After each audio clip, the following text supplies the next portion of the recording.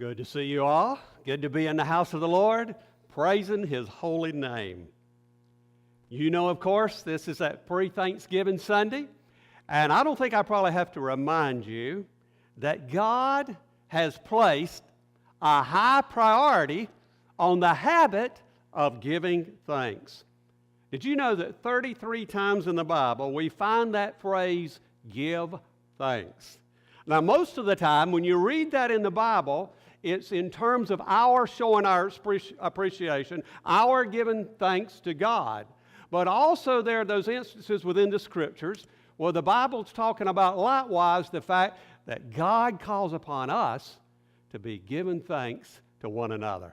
And so you see both of these are important, giving thanks to God and expressing our appreciation to one another. And so this morning, what I want us to do is I want us to look at how to do the action of thanks. In other words, as I begin to talk about that and share with you from the Word of God this very meaningful thing that we need to be doing, when I share that with you, we're going to be primarily focused upon, because most of the time on Thanksgiving, pre-Thanksgiving Sunday morning, and well, it's a good thing to do, we're thinking just in terms of maybe our thanksgiving to God. But this morning, as we talk about how to give the action of thanks, we're going to be more focused upon this matter of showing thanks to one another. And so there's some things I want to encourage you to do. Some things I want us to be encouraged to do, and that is to be thankful to or for someone, for something. And so as we look at these three things I want to talk to you about, the first one is this. This is really hard stuff, folks.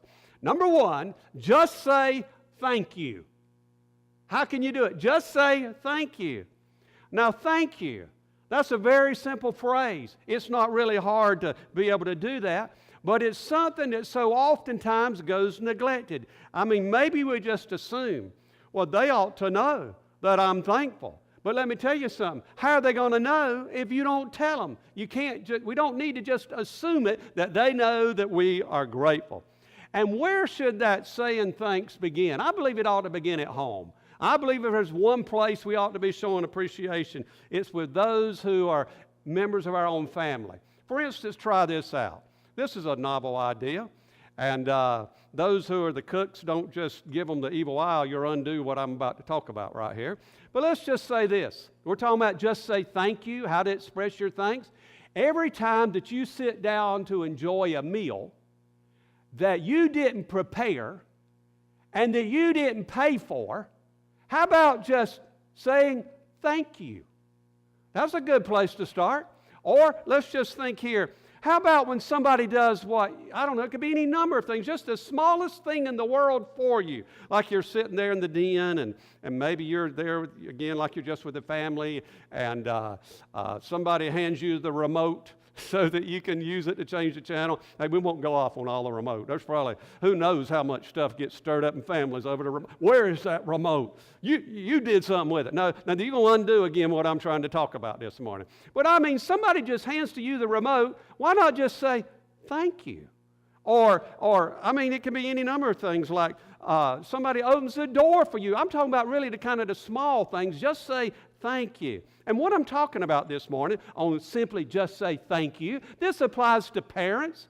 It applies to children. It applies to all of the family. That is to say, this is something that the parents can say to children. Just say, thank you. Yes, they're your children, but they need to hear expressed from mom and dad that you are thanking them. It's something that the children can say back to their parents. It's all right. In fact, it's better than all right. Just say thank you back. Mama, thank you, Daddy. And it's even something that the siblings can do to one another. Thank you, Tom. Thank you, Sue. I mean, just thank you for doing that thing for me. Let me say this to you. There's no rule that says we cannot be polite in our conversation with one another. There's absolutely no rule about that. So in other words, practice saying thank you. Listen, not only at home, but when you go out there into the marketplace, just going about your business, say out there in the world. For instance, the waitress comes and brings you your coffee or your tea or whatever it is. Or when the clerk hands back to you that thing which you're purchasing there in the store. Even, listen, I know it's their job. You know it's their job. But even if it's their job, just go ahead and say thank you.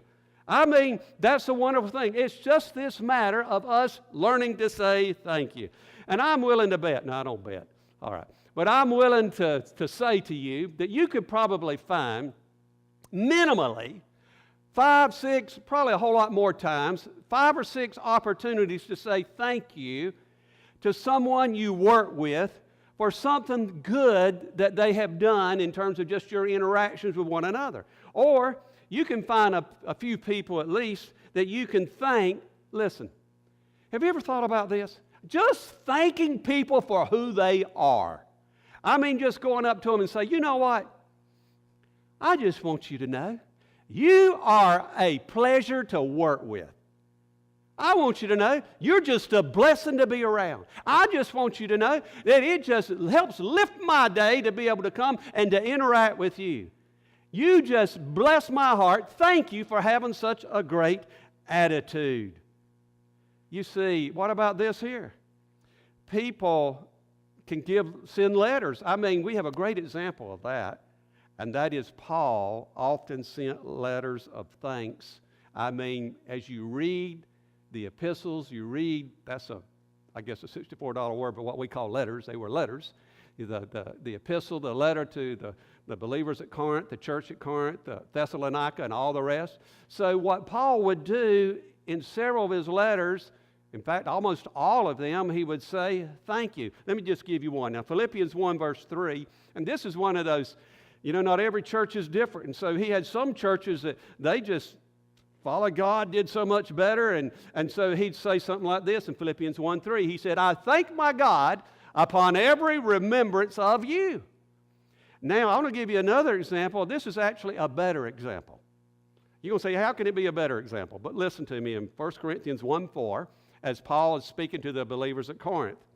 He says, I thank my God always concerning you for the grace of God, which was given to you by Christ Jesus. Now, I know what you're thinking, or what I tried to set you up to be thinking. That is to say, why is it that when Paul says to the believers at Corinth, why is it that that's a better example of saying thank you than when he's speaking to the believers there at Philippi that he says thank you? Because why? Because the church of Corinth was full of problems. I mean, the church at Philippi, you just read along there, everything's just going so well, and that's just the picture you get. But the church at Corinth, they were full of problems. There was a lot of stuff, let me put it like this. You're talking about summarizing a book. There's a lot of stuff that was going on at the church of Corinth that had they been following the will of God, had they been living for God, those kind of things wouldn't have been going on. And so Paul, when he begins to talk to them, think what he could have said. Just go back and read the book and read all the stuff that those believers had gotten involved in. Paul could have said, you know what? As I get started out on this letter, I want to tell you something. I'm just really disappointed in you. He could have said, you know what? You just embarrassed the daylights out of me. You're supposed to be born again. You're supposed to be living like the people of God. You ought to be living in a spirit of holiness. Look at all that I've poured my life into you. He could have said, you know what? I just feel like I've wasted my time investing my life, my energy into you. But he didn't do that. He didn't do that. No, instead, what did he do? Now, let me say this. That might have been what we'd have been tempted to do. But that's not what Paul did. Instead, he said, I always thank God for you. What a great model. To say thank you, even to people who aren't perfect. By the way, that's all of us. But while you're thinking in terms of the other people who maybe they've disappointed you, or they're not measuring up or whatever to what you think that they really ought to be doing. But what a great example you see there in the life of Paul there. That is, to say thank you, even to the people who aren't perfect. Like, it can be your parents, it can be your children, it can be your coworker, it can be employees.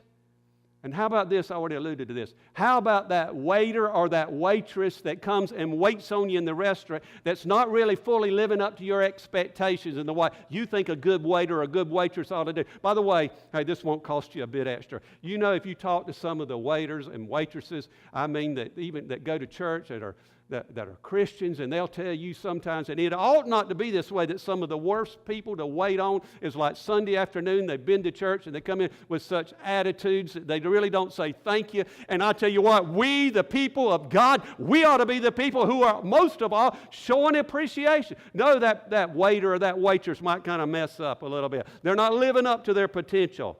But you know what? Listen, novel idea. You can still say thank you. You can still show your appreciation. Well, here's the second thing. When you're thankful to someone or for something or for someone, number two, put to use and enjoy what you are thankful for. Here's what I'm saying. If we're thankful for something, use it. If we're thankful for something, enjoy it. For instance, God just gives to us a beautiful day. Now, you could just glance out the window and you say, you know what? It's real pretty outside. But don't just do that. Go outside. Probably on most of your jobs, you're going to have a lunch break or something. Go outside, even if it's only for a few minutes, and bask in the beauty firsthand. Enjoy it. And when we say that we're thankful for something, but we never set aside the time or take the time to enjoy it, we're not really expressing gratitude. Listen, if something is important to you, it's worth your time. It's worth your attention. Now think about the things that you're most appreciative of.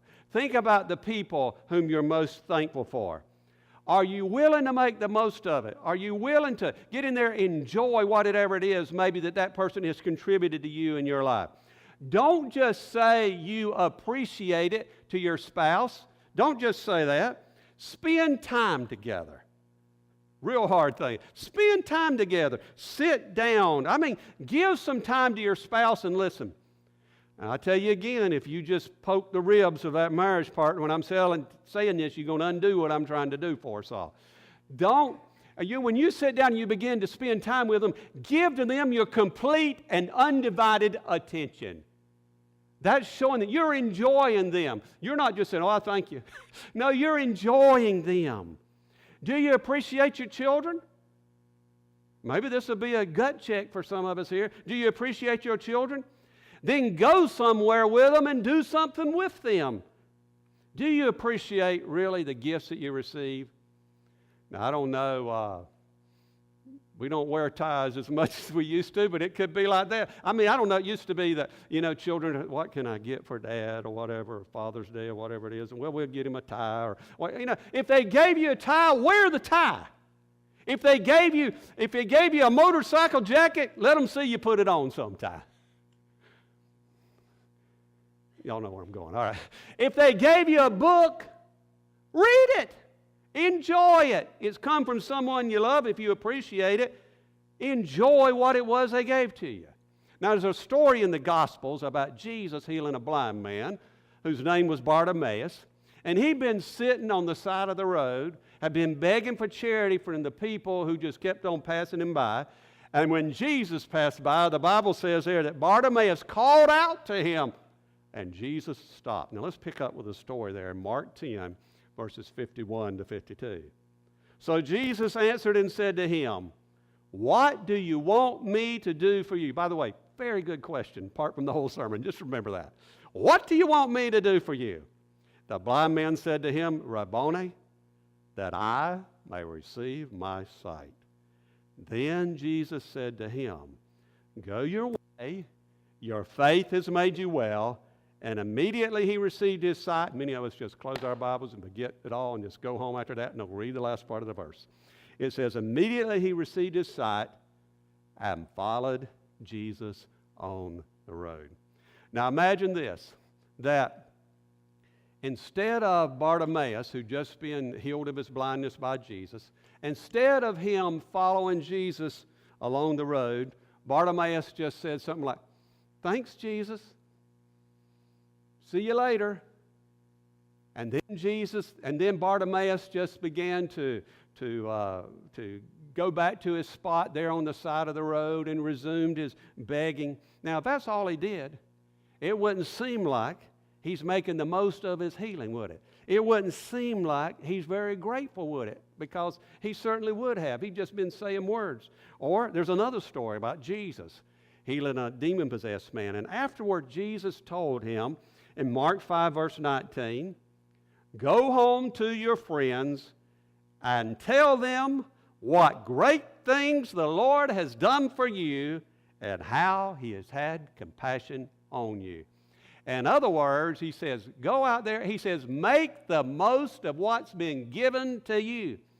Now, is it not true that if you just wake up in the morning and you say, Lord, I want to thank you for this day, but then having said that, you just go out and waste the day. You don't do anything to try to be productive, then your thank you really isn't very sincere. If you really are thankful for something, you're going to make use of it. You're going to enjoy it. You're going to make it a part of your life. And look at each thing and look at each person for which you're thankful and ask yourself some questions. Am I making the most of this gift? And am I making the most of this relationship? Someone said, we should not only count our blessings, we should make our blessings count. Now, here's a third thing I want you to see. When you're thankful to someone or for someone or something, number 3, take advantage of opportunities to do things for others that give them that special feeling of truly being loved, appreciated, and blessed. Let me ask you some questions. Have you ever felt, I mean just down to the core of your being, just truly thankful? Have you ever just really felt, I don't know how else to say it except say it like this, just humbly grateful? Have you ever felt like, oh, I've just been so abundantly blessed? Like when someone has done something for you just out of the blue, something you didn't expect. Now let me ask you a question. You're thinking about that. Feels pretty good, doesn't it? Feels real good. How do you feel when out of the blue you get a letter of appreciation from someone writing a letter to you that notes qualities about you that they admire in you? Or they express their appreciation for something that you did or something that you said that made a difference to them. I can tell you just about how you feel. You felt more valued. You felt more blessed to even being in a relationship with them. How do you feel? For instance, there's this particular dish of food that you really like. I mean, out of all your favorite foods, this is it. And someone really goes out of their way to fix that meal, which is your favorite meal, out of all your favorite foods.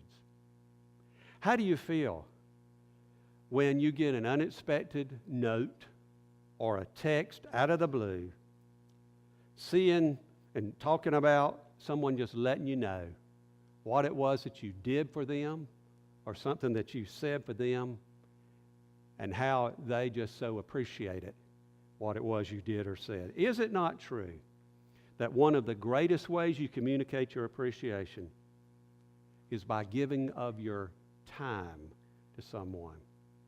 Because, folks, let's face it, just about everybody I know is busy, right? And somebody's taken out of their schedule, taken of their energy to spend some time with you. How does it feel for them to do that? If you are able, if you're able to find out whatever it is that's really most important to someone, and then you invest some of your time and your energy or a bit of whatever it takes that you're able to do to help make that thing happen for that person that to them is something that's so very important. Let me tell you, that's one of the most appreciated gifts that you could ever give to somebody. It may be that you know someone who has given a lot of time and given a lot of energy to be there for you in a time of great upheaval. And so you're appreciative of that. And so what you then decide to do is you're going to use one of the original social media that was ever put into place, a handwritten note. And you're going to mail it to them, not email it, mail it to them, letting them know just how much their investment in you has meant to you, that they cared enough to put the time and the energy into doing that for you. And then it's like, and maybe it's somebody you're used to, you see them, and they're coming to you for help. They're having these life problems, and maybe you're used to going to that person, or that person's been coming to you. But then this time, you just stop by and you say to them, no, I'm not coming to talk with you because I got a problem. I'm not coming to try to give maybe some insight in how to deal with what's been going awry in my life. No, I just kind of came by because I want to drop by and just help communicate to you how much I appreciate you. And I just wanted to give to you this gift. Now listen, you do something like that. They no doubt will appreciate the generosity of what it was that you gave them. But more than that, they are going to appreciate the love that is behind the gift. And I'm sure that almost everybody here could tell stories of how someone showed their appreciation to you in a special way. They may have given to you a monetary gift, but truth be told, it was not really so much the monetary value of the gift that meant so much. It is, as I just said, it was the love and the kindness that was beyond the gift that made it so meaningful to you. Now, here's what I'm suggesting to all of us today. Give the gift of that feeling to somebody else. Give the gift of that feeling to somebody else every chance you get. Whenever you have the opportunity to make someone feel special and appreciated, and that their life is meaningful in the way they've invested it in you, and whenever you're able to do something to be a blessing to them and express to them how they've been a blessing to you, do it. Do it. Let me tell you something.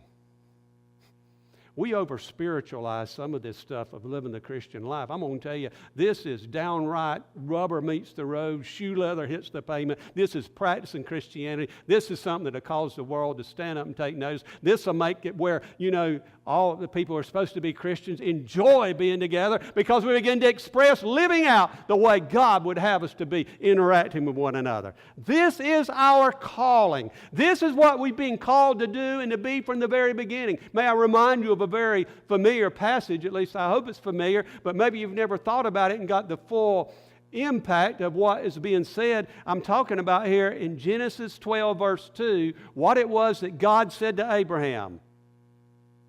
He said, I will bless you and make your name great. And listen to the last part of the verse.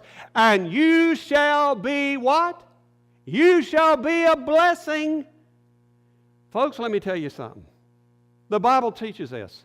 We who name the name of Christ, we are Abraham's spiritual offspring. And the words spoken to Abraham likewise apply to us today. We have been blessed and we've been called by the Lord God to pass that blessing along to other people. And one of the ways that we demonstrate our gratitude is that we bless others. And I challenge you every day to look for an opportunity to do this. You don't have to buy them an expensive gift or give them money, but you can write them a note. You can call them out of the blue.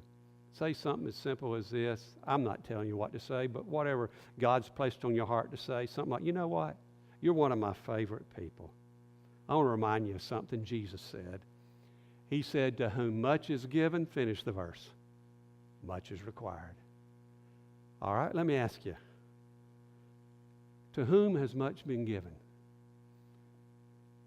I tell you, as I'm I don't read the newspaper so much anymore. I just pull up the news on my phone, and it's so much broader, and I just can read all this stuff. And I just kind of read there, and sometimes I remember I was just reading recently here and just reminded me of something. We've heard it so many times. Please don't let this just pass you by. But folks, if you're just born in this country, you've been blessed.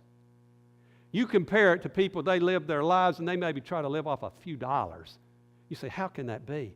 We've been blessed. I mean, all the things we enjoy in this life. Jesus said again, he said, to whom much has been given, much is required. In one way or another, I'm saying to you, we've all been given much. Before we get lost and just thinking about all that we need, that's our go-to place, isn't it, many times? Before we get lost in all that kind of thinking and all that we want God to do for us, let's give some thought today, particularly in this attitude and spirit of thanksgiving. Let's give some thought today about how we can be a blessing to someone else. You see, what I've been talking to you about this morning is this. It's that genuine gratitude is more than a feeling. It's an action. And I want to challenge us all today to ask God to help you to do the action of thanks. Would you just pray to God and say, oh God, you know, Lord, I've been convicted this morning. Lord, you know that I've not been one that's given over to just saying those simple 2 words, thank you. God, would you help me to say thank you to people for the small things, just to the members of my family, to everybody, Lord, would you so work in my life? Lord, that I would just be that one, Lord, as I think about all the ways that people have poured into me. Lord, that I would make the most of it. Lord, that I would use it, enjoy it. And Lord, would you ask God to do this for you? God, help me to be so surrendered to you, for Jesus to so fill me with himself, and that I care for people so much. I love them, and that God, that your love so flows through me, that everywhere I go, I want to look for every opportunity I can find to help people to feel valued and appreciated and blessed. You know, folks, right after I got saved, I've shared this along the way, I read this book by Dale Carnegie, and I remember a phrase I've never forgotten. I wish I remembered it more and practiced it all the time, but it's never went away. It's never gone away. He said, the deepest craving is the desire to be appreciated. Let that sink in. I believe that. If you'll really believe, and you think about yourself, you've done something, maybe you kind of put yourself out, nothing said, whatever. The deepest craving is the desire to be appreciated. And God knows that's the way we're made. Let's be a people. And under God, maybe He's speaking your heart this morning to say to you, you want to be a more thankful person. You want to allow the Spirit of God to flow through you to touch other people. Oh, how they need it. And you're able to be the channel through whom that can happen.